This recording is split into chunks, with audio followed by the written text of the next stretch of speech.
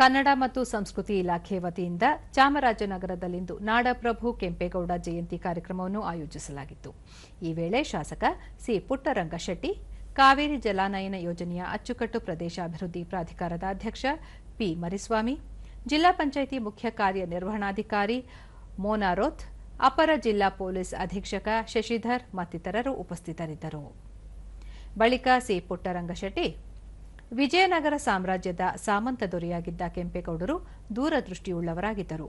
ಜನಸಾಮಾನ್ಯರ ಬದುಕಿಗೆ ಅವರ ಕೊಡುಗೆ ಅಪಾರ ಎಂದು ಹೇಳಿದರು.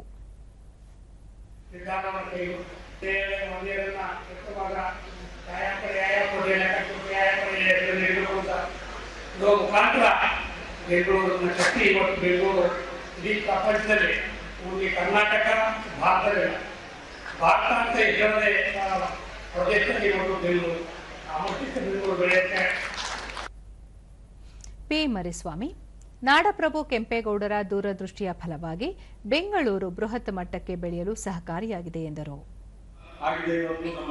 ಬೆಂಗಳೂರು ನಗರದಲ್ಲಿ ಅವರು ಉತ್ತಮ ಆಡಳಿತ ಕೊಡಬೇಕು ಅನ್ನೋ ದೃಷ್ಟಿಯಿಂದ, ಉತ್ತಮವಾದ ಒಂದು ವ್ಯಾಪಾರ ಸ್ಥಳವಾಗಬೇಕು ಅನ್ನೋ ದೃಷ್ಟಿಯಿಂದ ಅನೇಕ ಪೇಟೆಗಳನ್ನ ಕಟ್ತಾರೆ. ಅದು ಇವತ್ತು ಗೊತ್ತಿರಲಿಲ್ಲ.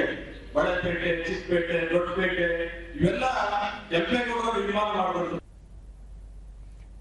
ಮೋನಾರೋತ್, ಇಂದಿನ ಮಕ್ಕಳು ಹಾಗೂ ಯುವಜನತೆ ಮಹನೀಯರ ಜಯಂತಿಗಳನ್ನು ಆಚರಿಸುವುದರ ಜೊತೆಗೆ ಅವರ ಸಕಾರಾತ್ಮಕ ಚಿಂತನೆಗಳನ್ನು ಜೀವನದಲ್ಲಿ ಅಳವಡಿಸಿಕೊಳ್ಳಬೇಕು ಎಂದು ತಿಳಿಸಿದರು.